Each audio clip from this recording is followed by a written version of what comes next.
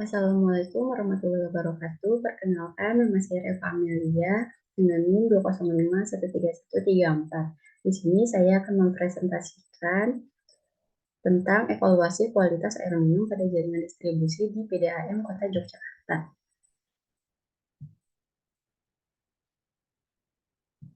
Adapun outline yang akan saya bawakan, 1.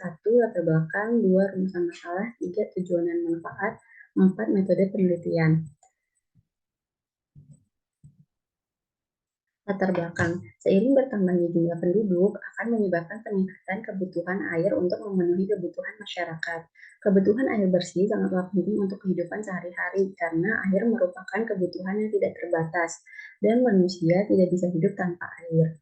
Pengertian air minum adalah air yang melalui proses pengolahan atau tanpa proses pengolahan yang memenuhi syarat kesehatan dan dapat langsung diminum.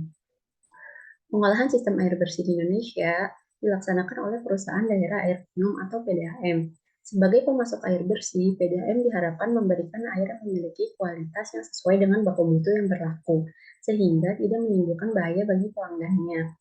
Kualitas air keluaran PDAM rata-rata sudah memenuhi baku mutu air minum.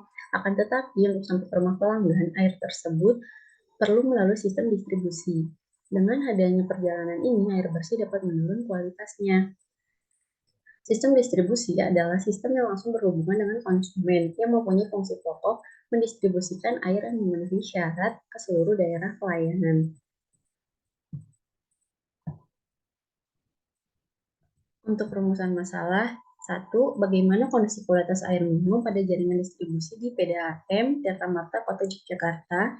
Yang kedua, bagaimana cara mengoptimalkan sistem penyediaan air minum yang telah diterapkan oleh PDAM Tirta Marta Kota Yogyakarta. Tujuan penelitian, 1. Mengetahui kualitas air minum pada jaringan distribusi PDAM Tirta Marta Kota Yogyakarta. Yang kedua, mengetahui cara pengoptimalan sistem penyediaan air minum yang telah diterapkan oleh PDAM Tirta Marta Kota Yogyakarta.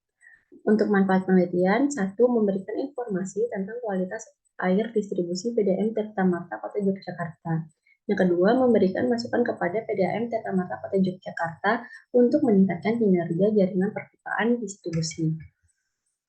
Metode penelitian, 1. Waktu dan lokasi, 2. Alat dan bahan, yang ketiga prosedur analisis data.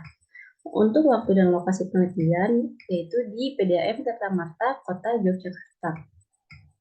Untuk alat yang digunakan yaitu botol sampel 1000 liter, jerigen, spektrofotometer serapan atom atau SSA dengan panjang gelombang 248,3 nanometer untuk pengukuran besi atau Fe.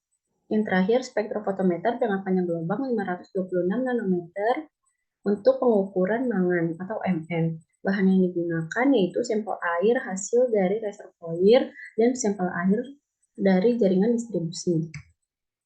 Prosedur analisis data. Yang pertama itu studi literatur.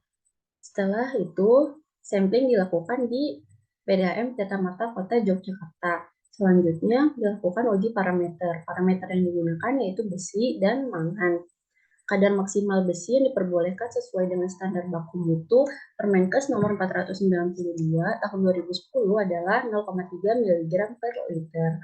Pengukuran besi menggunakan spektrofotometer dengan panjang gelombang 248,3 nanometer. Uji analit logam besi dalam nyala udara asetilan diubah menjadi bentuk atomnya, menyerap energi radiasi elektromagnetik yang berasal dari lampu katoda dan besarnya serapan berbanding lurus dengan analit. Selanjutnya, uji kadar mangan. Kadar mangan pada air baku dan air reservoir sesuai dengan baku mutu Permenkes nomor 492 tahun 2010 yaitu 0,4 mg per liter. Uji kadar mangan dalam air menggunakan alat spektrofotometri. Dalam pengujian ini, sampel air dipreparasi dengan menggunakan proses destruksi basah yang dilarutkan dengan sampel menggunakan asam kuat kemudian dipanaskan. Setelah mengetahui kualitas air distribusi, maka dilakukan analisis data yang mengacu pada Permenkes RI nomor 492 tahun 2010. Selanjutnya dilakukan perbandingan antara data yang diperoleh dengan yang didistribusikan pada jaringan pipa setiap daerah pelayanan. Dengan hasil yang didapat akan dibandingkan dengan baku mutu kualitas air yang berlaku. yaitu yang tadi disebutkan. Setelah dilakukan perbandingan data dengan baku mutu, akan dianalisis hal-hal yang mungkin dapat menyebabkan penurunan kualitas air. Lalu akan dirumuskan beberapa tindakan evaluasi untuk dilakukan oleh PDAM dalam upaya peningkatan sistem pengolahan air pada PDAM. Selanjutnya penyusunan laporan dan setelah itu penelitian selesai. Cukup sekian dari saya, kurang lebihnya mohon maaf. Wassalamualaikum warahmatullahi wabarakatuh.